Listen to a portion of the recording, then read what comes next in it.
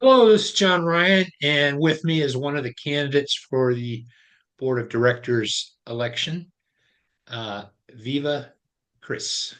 Viva, welcome. Thank you. Thanks for having me. Happy to be on the other side of the camera. We just had you on a podcast episode, so flipping the script. Sure. All right. Well, let's get right to it. Tell me about your handball related background.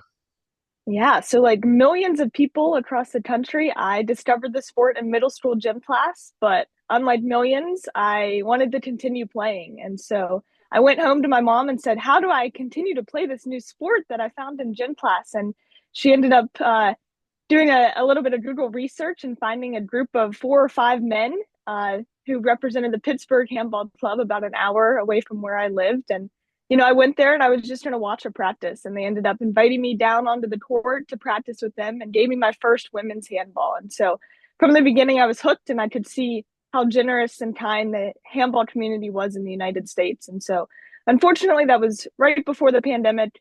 Pandemic halted everything, of course, but I actually, during the pandemic, one of the members of the Pittsburgh Team Handball Club reached out and said that they were having a youth advisory council, USA Team Handball was, and that he thought I should apply. And so, I wanted to become more involved in this community. And so I applied and was interviewed and was selected as one of 10 youth advisory council members from across the country. And we were tasked with growing the sport of handball in the younger generation. And so that meant a lot of different things, but my small group in particular was tasked with doing that through our social media channels. So if you scroll back in USA Team Handball's TikTok for a while, you'll see a couple of voiceovers and a few videos where I'm actually on the screen. And so that was a lot of fun. And that was before I even became really involved with the national team. And so my national team career began in early 2022 when I tried out for the junior national team and made the team just based on potential. And handball has been my life ever since. So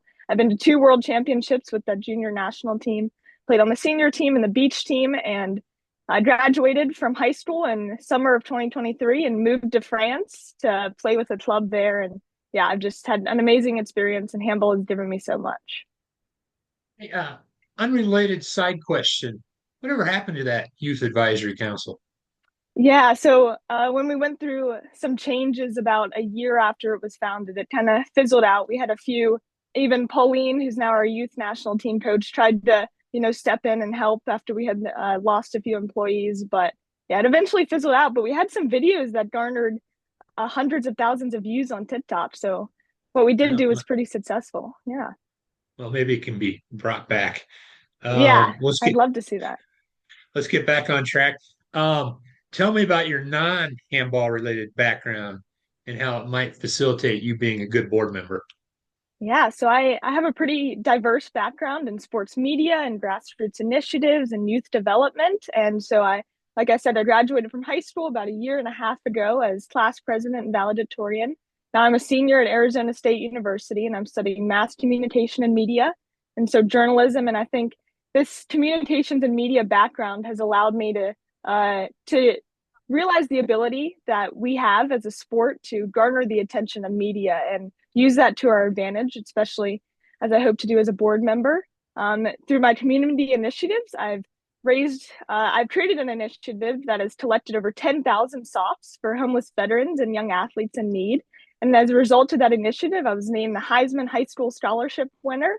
So I got to go to the Heisman ceremony in New York and be honored, and that was a great honor. And also the Billie Jean King Youth Leadership Award. And so, as a part of that, I authored and illustrated my own children's book called "She Did That: Amazing Female Athletes from A to Z," and that grew as a kind of project in and of itself because I had not historically seen women athletes being kind of broadcast in the media, and so I hope that continues to develop and has been part of my youth development initiatives. And so I feel like I might be young, right? I'm 19 years old, but I've tried my best to accomplish as much as I can and help as many as I can along the way. And I hope to continue to be able to do that in the handball community.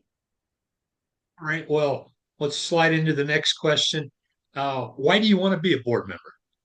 Yeah, I think I'm just so passionate about this handball community and especially to represent and advocate for historically underrepresented groups on the board. And so I'm a woman, I'm a young woman at that. And I think our voices need to be heard, right? We are the future of handball in the United States and globally. And so our voices need to be heard, need to be advocated for.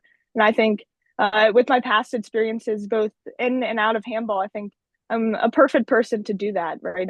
I'm ready to speak up and speak out about what can benefit us and what can benefit the whole sport of handball in the United States. And so, just as a board member, I hope to create pathways to foster new talent, foster growth, whether that's at the grassroots level or at the national team level. And I'm excited to get started. All right. Well, I picked a couple of topics uh, to discuss a little bit.